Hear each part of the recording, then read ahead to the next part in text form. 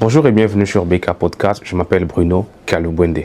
Comme vous le savez, je suis originaire de la République démocratique du Congo. Notre président, Félix Tshisekedi, a appelé à mettre en place une assemblée ou un comité d'experts pour réfléchir sur la question du changement de la Constitution. Quand on dit changement de Constitution, ça veut dire qu'on veut renverser tout ce qui est pour recommencer. C'est comme on veut détruire un ancien bâtiment pour construire un nouvel édifice. C'est ça ce que le changement de la Constitution veut dire. Il faut dire que la Constitution actuelle a été promulguée. Elle a été votée par référendum en 2005 et puis elle est entrée en vigueur au mois de février en 2006, effectivement promulguée par le président de l'époque, Joseph Kabila Kabange.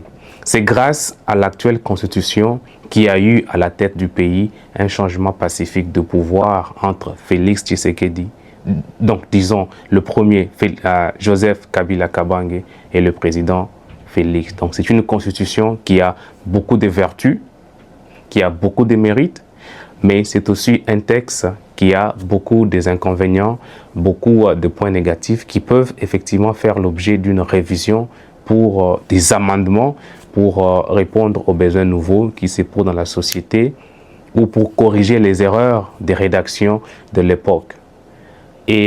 Mais pour ma part, j'estime qu'il n'est pas opportun de changer la Constitution, mais plutôt je suis ouvert à l'idée de la révision ou des modifications de certaines dispositions.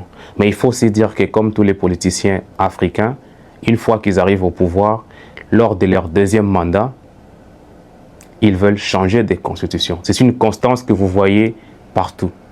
Le président Joseph Kabila arrive en 2006, il ne parle pas de la révision de la Constitution.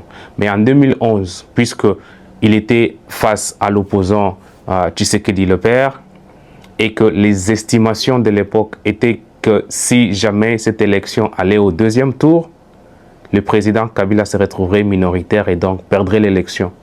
Mais comme c'était au premier tour, avec de nombreux candidats de l'opposition, il était possible que certains opposants puissent rafler des voix ici et là qui faisaient en sorte que le président de l'UDPS de l'époque ne pouvait pas remporter une majorité suffisante pour s'installer au pouvoir. C'est dans cette logique-là que le président Kabila avait initié la révision de la Constitution en 2011. Parmi les dispositions qui avaient été révisées, c'était justement le fait que les élections présidentielles n'allaient plus se faire à 2 tours, mais elles allaient se faire à un seul tour. Comme ça, si vous avez 10 candidats, comme lui, c'est le plus connu, qui a le moyen de l'État, qui peut battre une campagne, ne serait-ce que pour avoir une majorité absolue pour passer. Donc, être le premier sur la liste. Mais dans l'ancien régime, vous devriez, le premier et le deuxième, devait aller au second tour pour que le peuple puisse désigner lequel de deux voudrait être à la tête du pays. Donc c'était la motivation qui avait poussé, entre autres, à la révision de la Constitution de 2011. Et maintenant, on voit la même constance. Lorsqu'ils arrivent à leur deuxième mandat, le président africain, ils ne veulent pas laisser la Constitution tranquille. Ils veulent changer des règles pour asseoir leur pouvoir éternellement ou pour prendre des prérogatives qui ne leur sont pas accordées dans l'état actuel des choses. Donc je disais tantôt que pour ma part, je ne suis pas ouvert à l'idée de changement des textes, mais je suis plutôt ouvert à l'idée d'une révision, d'une adaptation, des corrections de certaines dispositions qui avaient été adoptées à l'époque. Je vais juste donner l'exemple de l'autorisation de la double nationalité pour les Congolais d'origine. Beaucoup de personnes qui sont nées Congolais, mais qui, par les circonstances de la vie, se trouvent à l'étranger et par le fait acquièrent la nationalité de leur pays d'accueil, ces personnes ne sont plus Congolais de par notre état actuel du droit positif congolais. Donc c'est quelque chose que je crois qu'on peut modifier. C'est vrai qu'il y a la question rwandaise qui fait que le droit à la nationalité est encore exclusif et unique, mais on peut ouvrir une brèche pour les Congolais d'origine qui sont devenus américains, qui sont devenus belges, qui sont devenus français, qui sont devenus canadiens, ces Congolais d'origine peuvent alors garder leur nationalité congolaise sans pourtant la perdre. Et je crois qu'on peut ouvrir cette fenêtre-là uniquement pour ceux qui sont dans cette condition-là et la laisser fermer pour les autres. Donc c'était un point que je pense, à mon humble avis, qu'il est important qu'on puisse, qui vaut la peine d'être revu, mais aussi la question de la poursuite des autorités telles que les anciens présidents, les anciens premiers ministres, etc. Parce qu'il y a une jurisprudence récente lorsque le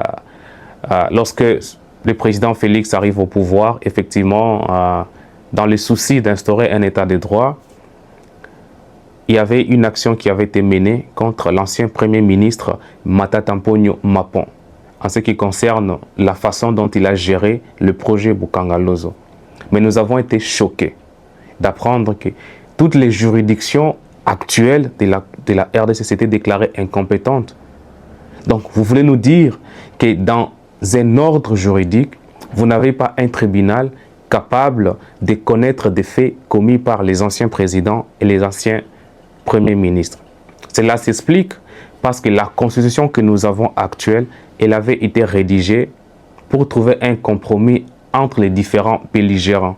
C'est même pour ça que vous vous rendez compte que dans les discussions autour de la révision ou des changements de la Constitution, certains sont en train d'évoquer l'argument selon lequel cette Constitution est une Constitution de belligérants. C'est un argument qui tient debout, mais dans une mesure bien précise. Et à mon humble avis, je crois que ça tient debout dans cette mesure où, dans l'état actuel, il est impossible de poursuivre les autorités telles que les anciens présidents et les anciens ministres parce que la Cour constitutionnelle elle-même s'est déclarée incompétente, les conseils d'État s'est déclaré incompétent et la Cour de cassation aussi. Donc ça, c'est un problème qui peut être résolu. Il y a plusieurs problèmes qui peuvent être ajustés. Je n'ai juste énuméré que les deux pour ce qui me concerne. Mais aussi une autre chose. Les leaders africains en général, pour justifier leur incompétence, pour justifier le fait qu'ils n'ont pas été à mesure de délivrer les promesses faites aux électeurs lors des campagnes, ils ne peuvent pas se condamner eux-mêmes. Ils ne peuvent pas venir devant vous, vous dire effectivement que j'avais fait telle et telle autre promesse, mais je n'ai pas pu le réaliser pour des raisons X. Ils ne peuvent pas le faire. Tout ce qu'ils font, c'est rejeter la faute sur la Constitution. En parlant de la RDC, par exemple, lors du procès 100 jours, que tous nous avons suivi en ligne, que tous nous avons suivi à la télévision, parce que c'était diffusé en ligne partout au monde sur Internet. On sait que des fonds avaient été décaissés selon une procédure d'urgence. On sait que les fonds avaient été décaissés pour construire des maisons pour les militaires, les centres de santé dans des camps de militaires. On sait en même temps que cet argent s'est dilapidé. Mais on sait à la fin que rien n'avait été fait. Mais que des responsables avaient été mis en prison, notamment M. Vital Kamerhe et son cousin ou neveu, mais aussi tout ce groupe de personnes qui avaient été reconnus coupables dans ces procès. Mais chose étonnante, le président Félix, lors d'une interview, avait déclaré que Kamerhe était un homme honnête. Un homme que la justice a condamné. Et le président dit que c'était un homme honnête. Et par la suite, par une formule qui est difficile à expliquer, Kamerhe se trouve libéré. Il revient au pouvoir en tant que ministre d'économie. Et maintenant, il est toujours au pouvoir avec un poste important dans le régime actuel. Je crois qu'il est au Parlement. Donc, ce n'est pas la Constitution qui a empêché au président que des gens qui se sont rendus coupables des malversations et des détournements de deniers publics soient en prison. Ce n'est pas la Constitution qui a empêché au président de construire des écoles pour rendre l'accès à l'éducation de base, à l'éducation primaire et secondaire disponible et accessible à de nombreux enfants qui sont à l'âge de fréquenter l'école. Ce n'est pas la Constitution qui empêche au président de construire des universités modernes pour que les intellectuels congolais puissent être à mesure de compétir sur le marché international avec des ressortissants d'autres pays. Ce n'est pas la Constitution qui empêche qu'on ait des hôpitaux de qualité pour que les soins de santé, non seulement pour les enfants, pour les femmes âgées, pour les femmes enceintes, pour que toutes ces personnes puissent avoir accès à des soins de qualité primaires. Donc, ce n'est pas la Constitution qui empêche que des routes soient construites. Ce n'est pas la Constitution, par exemple, qui empêche que vous n'ayez pas une prison viable. Vous n'avez pas de prison à RDC. Une prison digne de ce nom, où les gens sont